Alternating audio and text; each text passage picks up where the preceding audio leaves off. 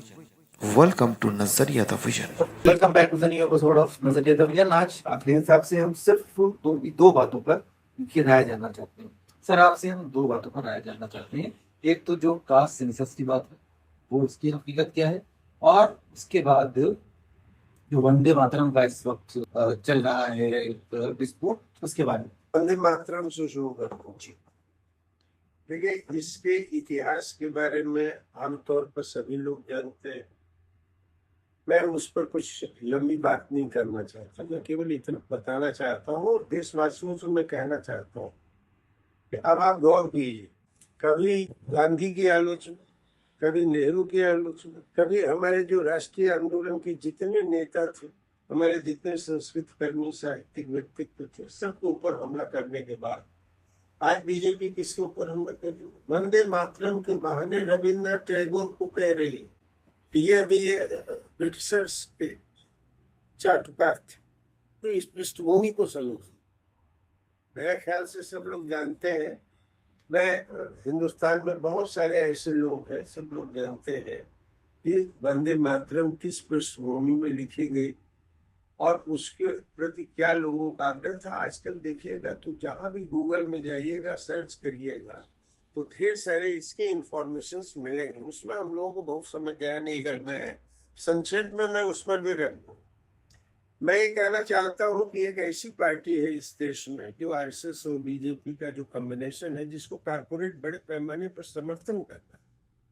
आज हालत इसकी ये हो गई है कि पंडित नेहरू से लेकर गांधी की आलोचना करते हुए, राष्ट्रीय आंदोलन की आलोचना करते हुए, संविधान की आलोचना करते, हमारे राष्ट्रीय झंडे की आलोचना करते हुए अब वो यहाँ पहुंच गई है पार्टी कि रविन्द्रनाथ टैगोर, जो हमारे भारत के ही नहीं, एशिया और वर्ल्ड में एक बहुत बड़े साहित्यिक व्यक्तित्व थे, नोबेल पुरस्कार भी इनको मिला था, उनके ऊपर अटैक कराया जा रहा है सिने जगत के लोगों से, जिनकी कोई ऐतिहासिक सक्षमता है इन्हीं चीजों को जानने और समझ।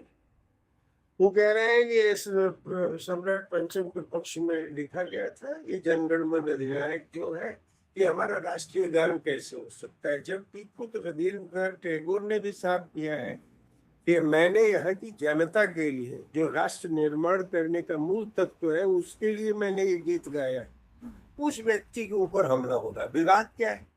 विवाद ये है कि हमारे देश में जनगण मन अधिनायक और वंदे मातरम, एक तरफ आपके खुद रविन्द्रनाथ जी ने वंदे मातरम को पहले पूरी तौर पर गाया था, लेकिन 1937 तक आते आते उनका ये रियलाइजेशन हुआ कि भारत तो एक विशाल देश है जिसमें इतनी संस्कृति, इतनी समुदाय है और इतने धार्मिक चीजें हैं, तो कम से कम हम एक आधुनिक युग के राष्ट्र का निर्माण कर रहे हैं, हम लड़ रहे हैं ब्रिटिशर से, तो कम से कम हम लोगों को किसी देवी देवता का आइडेंटिफिकेशन कुछ नेशन नहीं करना चाहिए, क्योंकि वो निहायत निजी मामला है। आप दुर्गा के रूप में भारत का चित्रण न कीजिए।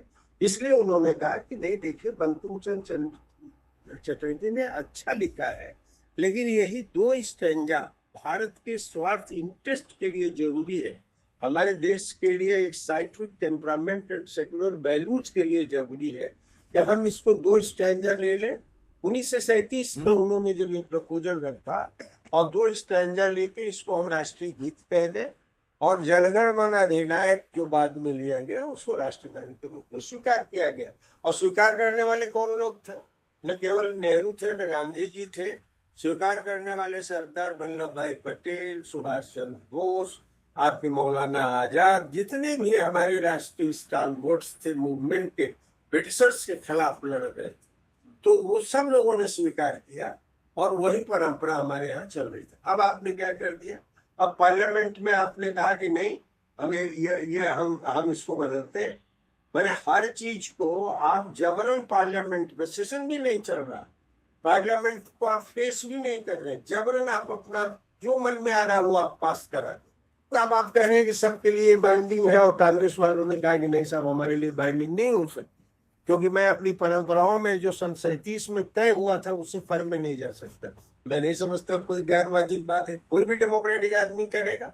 एक नेशन को, भारत माँ को आप केवल देवी देवताओं के रूप में ही चित्रण क्यों करना चाहते हैं?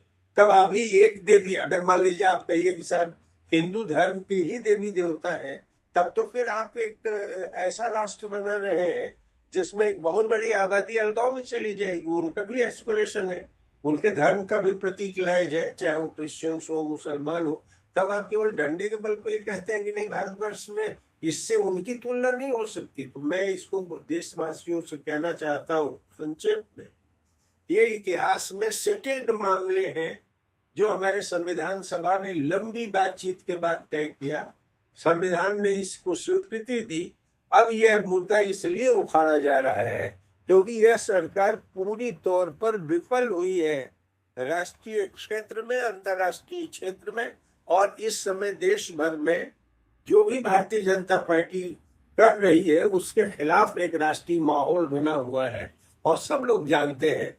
और इस लड़ाई की अगुवाई करने वाली कोई ट्रेडिशनल पॉलिटिकल पार्टी नहीं है। इसको लड़ाई करने वाले वो बच्चे हैं जिनकी उम्र अभी 15 से लेकर 25 और 30 साल है। हमारे जैसे लोग जैसे रोजगार, सामाजिक अधिकार अभियान को समर्थन करते हैं, उनके पक्ष में खड़े हैं, उनका हौसला अफजाई कर रहे हैं, लेकिन हीरो और लीडर्स तो हमारी नई पीढ़ी है जो इन प्रश्नों को लड़ रही। उसी को डाइल्यूट करने के लिए, डाइवर्ट करने के लिए ये कोशिशें हो रही है। मैं देश के नागरिकों से कहना चाहता हूँ कि वो रविंद्र जी का, गांधी जी और नेहरू जी का जितना इन्होंने हमला करना था कर लिए। और आरएसएस की हिस्ट्री है, कभी भी राष्ट्रीय मुक्ति आंदोलन में इनकी कोई हिस्सेदारी नहीं रही है। ये तो केवल गाल बजाते हैं, झूठ बोलते हैं, फ्रॉड करते हैं। इनकी पूरी हिस्ट्री आप जान लीजिए। इन्होंने सरकारें बनाई है, हिंदू महासभा ने मुस्लिम लीग के साथ मिलकर बनाई। तो ये क्या बात करेंगे राष्ट्रीय आंदोलन की? तो मैं केवल इतनी बात ये कहना चाहता हूँ कि देश की जनता इस चाल से सचेत रहे और जो हमारी परंपराएं तय कर दी गई है उसको खंडित न होने दिया जाए। राष्ट्रगान और राष्ट्रगीत के मान कास्ट सेंसस की जहां तक बात है, हमारे देश में बहुत सारी जातियां हैं, हजारों की तादाद में। और हमारे देश में जो एक सीढ़ी नुमा हमारा समाज था, कुछ जातियां ऊपर थी, कुछ मध्य में थी, कुछ जातियां शूद्र में आती थी, कुछ चंडाल के रूप में आती थी। मैंने एक अनइक्वल, अनइवन एक डेवलपमेंट हमारे सोशल स्ट्रक्चर का था। तो ये एक अंग्रेजों ने पहले ये काम किया कि उन्होंने कास्ट सेंसस जब शुरू किया तो 2 क्राइटेरियन था ताकि उनको हम एजुकेशन और पॉलिटिक्स में रिप्रेजेंटेशन दे सके, रिलीजियस माइनॉरिटी और डिप्रेस्ड क्लासेस के लिए। तो एक आधार बना संविधान में भी कि जो हमारे देश में अनटचेबल्स है। बिफोर 1947 जब संविधान बना तो उसमें ये तय हुआ कि 1947 के बाद जो अनटचेबल्स हैं उनको शेड्यूल कास्ट के रूप में रखा गया। और जो जातियां सोशल आइसोलेशन में थी, फिजिकल आइसोलेशन में थी, जिनको हम आदिवासी एसटी कहते हैं, ये 2 कैटेगरी को, एससी और एसटी के रिप्रेजेंटेशन के लिए यह हम लोगों ने कास्ट सेंसस वगैरह की बात शुरू की थी जो आज तक चलती रहती। अब इस बीच में उस समय खुद डॉक्टर अम्बेडकर ने भी कहा था कि भाई बैकवर्ड भी एक सेक्शन है सोसाइटी का, उसके बारे में भी हम लोगों को सोचना चाहिए। लेकिन उस समय ये सब चीजें नहीं हो पाई क्योंकि उस समय हमारी प्रायोरिटी कुछ अलग थी। लेकिन बाद में तो हुई। पंडित नेहरू ने अपनी एक प्रायोरिटी रखी थी, इसको भी वो एड्रेस करने की बात थी राष्ट्रीय आजादी का। तो उसमें क्या किया कि 2011 में 41 लाख जातियां सेंसस में दिखा दी गई। अब बताइए 41 लाख जातियां भारतवर्ष में वर्चुअली सोशियोलॉजिकल कोई एंथ्रोपोलॉजिकल आदमी कह ही नहीं सकता, लेकिन एक ही जाति कई क्षेत्र में कई नाम से विवरण में आ गई। तो उस समय ये काम न हो पाने की वजह से जो जाति सेंसस हुआ, जो हमारे यहाँ जनगणना हुई, वो पब्लिक नहीं हो पाई, जबकि हमारे पास डेटा और सब थे। अभी इन्होंने पार्लियामेंट में कहा कि नहीं, हम तो ओबीसी भी कॉलम रखेंगे, केवल एससी एसटी नहीं रखेंगे, ओबीसी भी कॉलम रखेंगे। लोगों ने सोचा कि हो सकता है कंपटीशन में कांग्रेस के हैं तेलंगाना के मॉडल में, तो हो सकता है कि अपर कास्ट का भी अलग कैटेगराइजेशन करा ले। तो जब आप ये कह रहे हो कि हम लोगों के वेलफेयर के लिए काम करेंगे, तो जब आपके पास कोई डेटा ही नहीं रहेगा, कोई आंकड़ा ही नहीं रहेगा, तो आप कैसे उनके लिए वेलफेयर का काम करिएगा? आपने पार्लियामेंट में कमिट किया कि नहीं, अभी तो हम पहले चरण में कह रहे हैं, हम जो जो पिछड़ा वर्ग है उसको भी, ओबीसी को भी ले आएंगे, यानी पिछड़ा वर्ग को भी ले आएंगे और हम सबकी काउंटिंग करेंगे। अब क्या कर रहे हैं, अब अन्य पिछड़ा वर्ग का जो कॉलम है उसी को गायब कर दिया। तो हम कह रहे हैं अब फिर वही परंपरा आप जा रहे हो, एससी एसटी और अन्य पिछड़ा वर्ग को फिर जाति के आधार पर आप कर रहे हो। और ये लोग तो खुद इस बात को बोल रहे हैं पार्लियामेंट के अंदर में भी। और यहाँ तक कि कोई हमको बता रहा था, इंडियन एक्सप्रेस में, मैंने नहीं पढ़ा, ये आर्टिकल भी आई जिसमें ये कह दिया गया, एक बीजेपी के नेता ने कहा कोई हम जाति जनगणना को थोड़ो करा रहे हैं, लोग कह रहे हैं तो हम करा दे रहे हैं। मैंने उनका कोई इंटरेस्ट नहीं।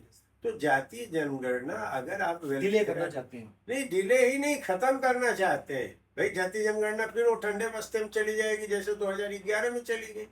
तो इस पर मैं देख रहा हूँ कि देश भर में एक विक्षोभ है, संवेदनशील। केवल आज पिछड़ों की और पिछड़ों की बात मैं नहीं कह रहा हूँ कि भाई उनका राष्ट्रीय कॉलम में नाम क्यों नहीं होना चाहिए, या ट्राइबल्स का नाम उनके नाम पर 1963 तक उनका धर्म एक कॉलम बनता था, वो धर्म कॉलम को 1963 के बाद हटा दिया गया।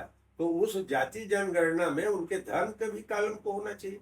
यह एक पॉपुलर एस्पिरेशन के बतौर सोसाइटी में उभर रहा है और ये डेमोक्रेटिक मूवमेंट का पार्ट बनता जा रहा है। जैसे हम रोजगार सामाजिक अधिकार अभियान चला रहे हैं तो उसमें शिक्षा, स्वास्थ्य, रोजगार है और पिछड़ों का अधिकार का भी सवाल है, आदिवासियों की पहचान का भी सवाल है, जहां माइक्रो फाइनेंस की लूट के खिलाफ बोल रहे हैं, या जो हमारा सीडी रेशियो है जो हमारे प्रदेश से पूंजी भाग रही है उसमें यह भी है। तो ये एक कहिए तो एक कंपोजिट डिमांड सोसाइटी की बनी है, जिसको नकारने में केंद्र की सरकार, पीएम की जो लीडरशिप में चल रही है मौजूदा पीएम की, उसको नकारने और पूरा डाइवर्ट करने के लिए अभी पूरा डिविसिव पॉलिटिक्स को आगे बढ़ाने के लिए वंदे मातरम बनाम जनगण अधिनायक जय हे, बंकिम चंद्र चटर्जी बनाम रविंद्र बाबू के खिलाफ पूरी लड़ाई को इन्होंने केंद्रित। फिर मिलेंगे एक नए मेहमान के साथ, एक नए नजरिए के साथ। तब तक ख्याल रखिए।